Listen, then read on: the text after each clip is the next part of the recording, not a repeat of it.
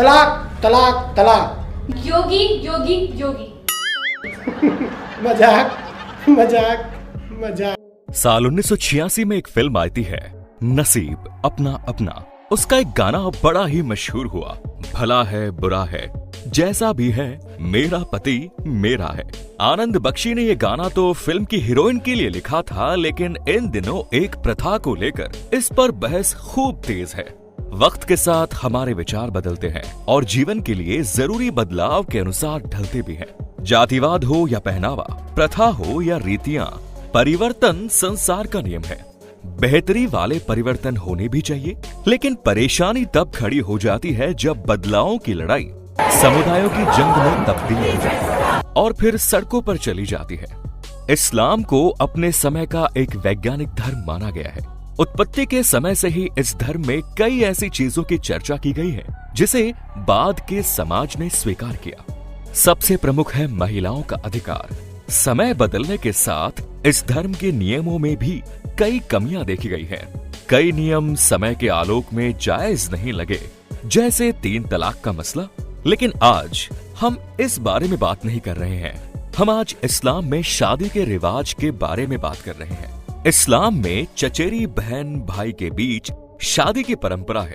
दुनिया के करीब करीब सभी देशों में इसकी अनुमति भी है।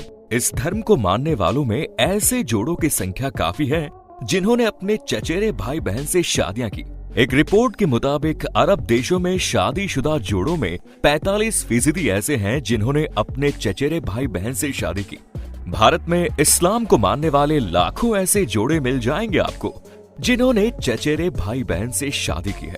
दरअसल पाकिस्तान और अन्य मुस्लिम देशों के साथ मध्य पूर्व के देशों में परिवार के भीतर शादी को प्राथमिकता दी जाती है। ये एक तरह की परंपरा भी है। इसको लेकर दुनिया में खूब चर्चा भी होती है। इसके पीछे का एक लॉजिक ये है कि मध्य पूर्व के देशों में राजशाही और कबीलाई व्यवस्था काफी प्रभावी रही। ऐसे में इस व्यवस्था को प्रभावी बनाए रखने के लिए परिवार के भीतर ही शादी को अहमियत दी जाती रही है। इस्लाम के सबसे पवित्र ग्रंथ कुरान में चचेरी बहन से शादी की अनुमति भी दी गई है, लेकिन इस्लाम में सगी बहन से शादी करने की सख्त मनाही है। करीब करीब दुनिया के तमाम धर्मों में भी ऐसी ही व्यवस्था है। दुनिया में कहीं भी सगी बहन से शादी की परंपरा नहीं है। मॉडर्न युग ने भी सगे भाई बहन के बीच शादी को वैज्ञानिक रूप से गलत बताया है। हमारी समाज व्यवस्था भी इसकी अनुमति नहीं देती है। अब इस सवाल पर खूब चर्चा होती है। शोध से ये पता चलता है कि करीबी रिश्तों में शादी करने के कारण पैदा हुए बच्चे जन्म से ही खतरनाक तरह की परेशानी से प्रभावित हो सकते हैं। इससे बच्चे पूरे जीवन काल के लिए अपंग हो सकते हैं। उनका तर्क है कि एक माँ बाप से पैदा संतानों के बीच जीन्स में काफी समानता होती है। दूसरी बात, हर इंसान में कुछ अच्छी जीन्स होती है, कुछ खराब। ऐसे में जब एक पेरेंट्स की संतानें आपस में शादी करें तो उनसे पैदा होने वाली संतानों में इन दोनों तरह के जीन्स के डबल होने का खतरा बढ़ जाता है। ऐसे में ऐसी संतानों में कई असामान्य चीजें देखी जा सकती है। एक वेबसाइट islamonline.net पर Islamic society of North America के president doctor Muzammil H Siddiqui ने एक लेख लिखा है। उनके लेख का शीर्षक है Islamic view on marrying cousins. इसमें उन्होंने सूरत नीसा का हवाला देते हुए बताया है कि चचेरी बहन के साथ शादी जायज है। उन्होंने इसके पीछे कई तर्क भी दिए। उन्होंने ये भी कहा है कि चचेरी बहन से शादी की अनुमति न केवल इस्लाम बल्कि दुनिया के कई अन्य धर्मों में भी है। लेकिन इस्लाम में सगी बहन के अलावा कुछ और ऐसे रिश्ते हैं जिनसे शादी की सख्त मनाही है। डॉक्टर सिद्दीकी लिखते हैं कि सगी बहन के अलावा ये 5 ऐसे रिश्ते हैं जिनमें शादी करना गुनाह है। इसमें पहला है, कोई लड़का अपने पिता की बहन यानी बुआ से शादी नहीं कर सकता। दूसरा, कोई लड़का अपनी माँ की बहन से शादी नहीं कर सकता। तीसरा, कोई लड़का अपने भाई की बेटी यानी भतीजे से शादी नहीं कर सकता। चौथा, कोई लड़का बहन की बेटी यानी अपनी भांजी से शादी नहीं कर सकता। पांचवा, कोई लड़का दाई माँ या उसे पालने पोसने वाली माँ से शादी नहीं कर सकता। साथ ही धर्म की दुहाई देते हुए लोग कहते हैं कि इस्लाम में 4 बीवियां रखने की इजाजत है। लेकिन क्या आपने कभी इस बारे में जानने की कोशिश की है कि ऐसा क्यों किया जाता है? इसे करने की वजह क्या रही होगी? इस्लाम के जानकारों से जब ये सवाल पूछा गया तो उनका कहना था कि पहले के जमाने में ऐसा करने की एक खास वजह थी जो अब लागू नहीं होती है। दरअसल पहले मुस्लिम समुदाय के कबीलों में युद्ध होते रहते थे। अब युद्ध में दोनों पक्षों का घायल होना, मौत होना ये स्वाभाविक है। ऐसे में पुरुष जब युद्ध में मारे जाते थे तो महिलाएं विधवा हो जाती थी। विधवा औरतों के संरक्षण को ध्यान में रखते हुए उस वक्त इस्लाम में 4 शादियों की इजाजत दे दी गई ताकि उन बेसहारा महिलाओं को सहारा मिल सके। आज ना तो युद्ध होते हैं और ना ही ऐसी कोई समस्या पैदा होती है, लेकिन बावजूद इसके इस नियम को आज तक लोग आंख मूंद कर मानते आ रहे हैं। कुरान में महिलाओं का विशेष रूप से ध्यान में रखा गया है।